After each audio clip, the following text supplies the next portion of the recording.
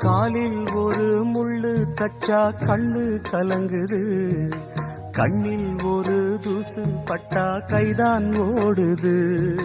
சேவல் அன்று கோடு கிழிச்சு வேலி போட்டது, வேலி தாண்டி கோழி போக வேளை வந்தது. அக்கம் பக்கம் யாரும் இல்ல, ஆபத்துக்கு பாவம் இல்ல, பாசத்துக்கு சட்டம் இல்ல, மீறுவது குத்தம் இல்ல.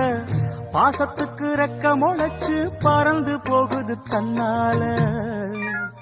சம்சாரம் அது மின்சாரம், சம்சாரம் அது மின்சாரம்.